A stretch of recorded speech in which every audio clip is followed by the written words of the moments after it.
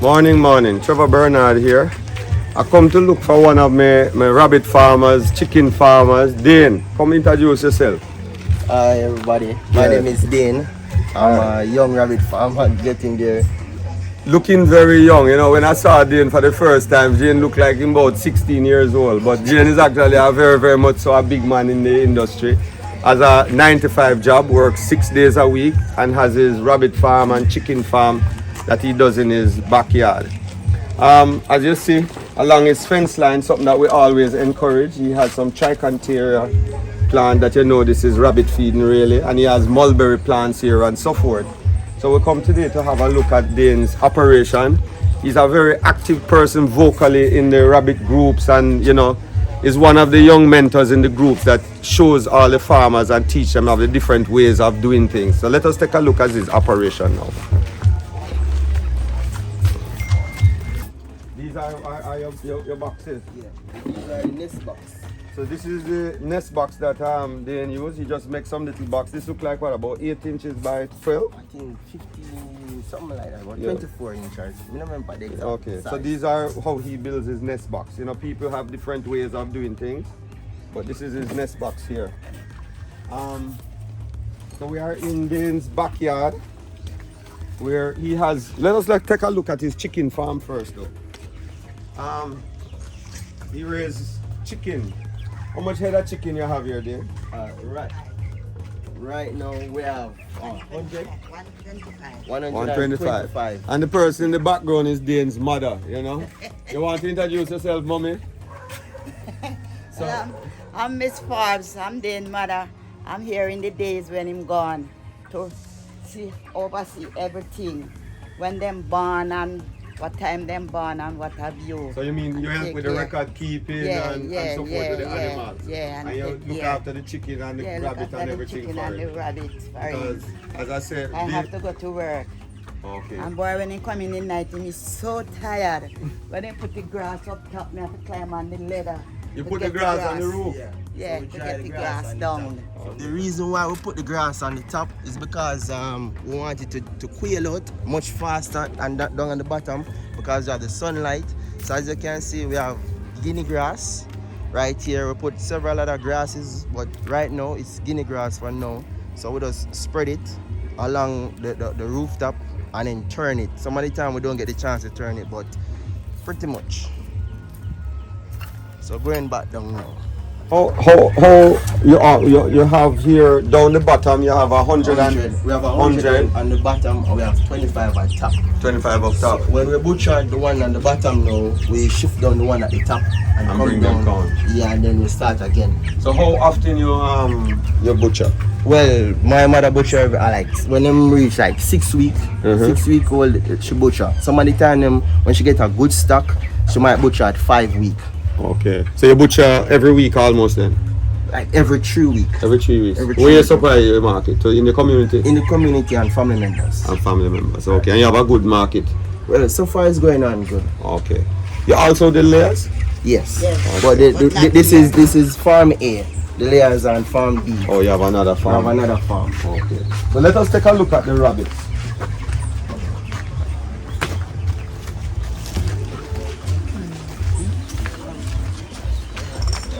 So this is the rabbit operation. My rabbit have a history coming. We started out with some cages. These 2 cages, the first set of cages we started out. This cage and this cage. While we go, we realize we make error, so we correct ourselves while we go, and we rebuild new cages. While we build cages, we realize that we need to build it a little bit different because as a Mr. Bernard, when I watch your videos, I realize that space is a big aspect of rabbit farming. And I'm a farmer trying to move from a backyard settings to a commercial settings. So I'm trying to utilize my space as best as possible, as you can see. So right now, these cages are a bit too tall. So the next time we're building cage, we're going to build cage a bit smaller, pertaining to the height, so we can utilize the space. As you can see, we can probably go 4 tier. Right. So in this operation, as we look, we could probably go 4 tier and maybe have, you know, maybe 12 to 16 cages in the same exact space. Easy. And one of the things, if you turn this way and you look in the direction, right over there, is the Rehoboth River. Right. So his backyard is the Rehoboth River. We can hear the river in the background while we are here. So Dane really don't have a lot of space. He seems to have maybe about, from his house to right here, maybe 20 feet and maybe another 20 feet the other direction. Not a lot of space. And we are producing quite a bit of numbers of rabbits. How much rabbit meat you would say you produce? Alright.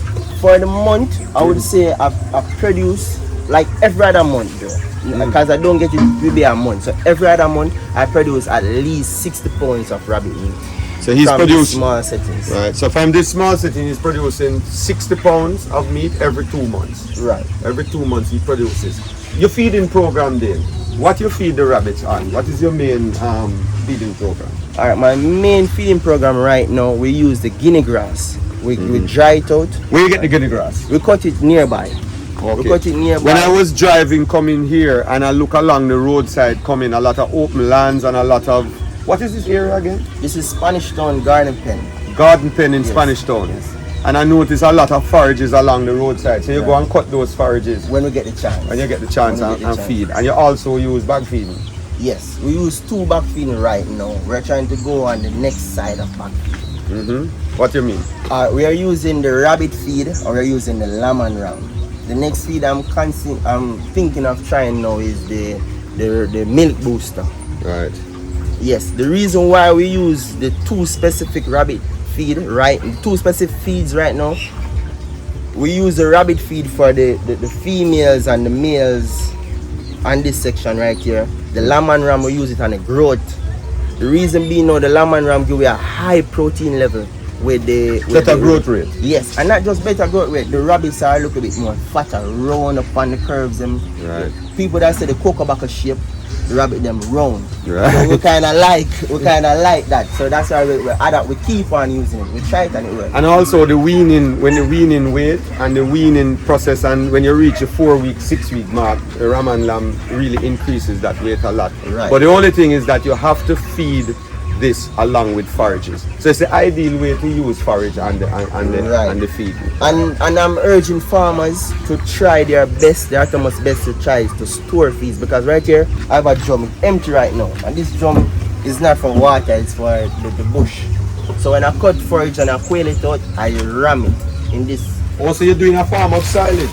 But I don't, it's empty right now. Also, you put the feed in there, starve it of oxygen by ramming it down into the Right, container. right. Well, it's really silage. And then you feed it out. Right. Okay, and it doesn't spoil when you pack it in there. Once we get it dried properly, it's good to go.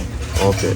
So when he dries that feed on the roof, he rams it into this container, and that also keep out moisture because he's in a very wet kind of environment. Insect don't really get into And it. insect and it keep clean, and the rainfall and all of that, because this is actually an open air. He's just under a ackee tree and So keep the rabbits some cool give them also. and so forth. Yeah. Right. So around here is very cool and so forth. So then a nice little operation. So Dane uses this facility to make a little money otherwise from his 9-to-5 job. Right. And he also supplies live animals. I don't know if this young man wants to introduce himself or he wants to stay far. So he has a customer with him today come and buy 2 rabbits from him. So he's also encouraging other young farmers to get involved in rabbit rearing and generally speaking farming. So one of the things we're always trying to push backyard farming, and everybody should do a little farming in their backyard to help to feed themselves and feed others. Right. So Dane, glad to meet you, and it's good to come and see a little operation. I'm going to bring you on where the kidneys are, the growths. The growth? Yes. Alright, so we're going to go and have a look at the growth now. And then show the purpose why I built the cage that particular way. Yeah, so Dane, this is your growth section, a new facility you're putting up here in the front of your yard actually. Right. Right. So you have some growth animals right here. Right there. You said these are going for butchering shortly? Yes. Okay. They're due in a week time. You're going to butcher them. So you do the butchering here? Yes. Okay, so you're a professional butcher with rabbit? Well, rabbit teach us to be a good butcher. I like that. Rabbit teach us to be a good butcher. We're not professional, but we are a good butcher. Alright. Where you market? You don't have no problem selling No, I don't have any problem right now selling. Okay. But at first, we have a lot of problems because many persons look at rabbit as pet and bunny and puss and all of that. But right now, we're not having a major problem right now. So you have created your own market? Yes. Okay, and you don't have a problem selling what you have? No. Alright, so you know, as you see, he has around this side where he do all his growth, and he's building some new cage because doing some expansion and so forth. But you know, it's a good look. We have to start somewhere. We have to start somewhere, and then as we say, my cage, my operation here, because I have a brand, you know. You can find me on Instagram at Ratch's Homestead and Farm. That's my thing. As I said, Ratch's Homestead and Farm. Mr. Bernard is going to put the description in the bio, hopefully. So our concept here, why we did the cage this particular way, is because over the years we've been doing rabbits and realizing the flaws that we go through, and here Mr. Bernard is showing us something new again. Also, the cages, as you can see, we put our feeding in the center of the two cages so that forage, so it can hold the forage that the rabbits can pull it through easier, so it's a cleaner environment. Here we are trying to go as professional as possible. We are trying to remove ourselves from a backyard settings to a more of an operation settings. So in order for us to do that, we have to just probably correct ourselves while we go and try to make our rabbits as clean as possible. As you can see, clean environment, clean rabbits. And not because Mr. Bernard is here and made the environment clean, but our environment is clean. If you checked us on a random day, we are clean. Well, this is your house, and your house is right here. Another thing I like about his farm, he uses waste material, and I always encourage that. He uses these old pallet boards. As you can see, these are old pallet boards. This is also a waste material that he gets from, pallet kind of operations. Use these as covering for certain materials and so forth. And as you can see, this is a good way of building your cage using pallets. And as usual, he's using his mesh. So, Dane, it was good to meet you. As usual, I'm here, doing some small ruminants business and, putting some light on Dane, very, very vocal and passionate about his farming. And I think one day he hopes to be doing this full time and leave him 9-to-5 job.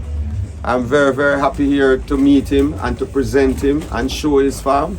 And thanks for inviting me. Yes, I'm very happy that you're here on our farm. It would have been a very long time we should have linked up, but circumstances, it happened for a reason, right? Yeah, man, so it goes. So please continue to subscribe to my channel and keep watching. We always have great content and we always outlining the young farmers. These young people is the future of Jamaica in agriculture. Thank you.